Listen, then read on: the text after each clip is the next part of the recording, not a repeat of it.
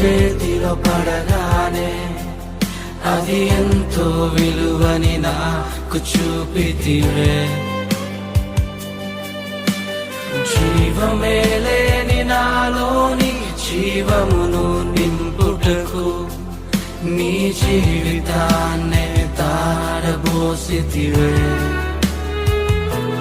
నీది శాశ్వత ప్రేమయ నేను మరచిపోలేనయా.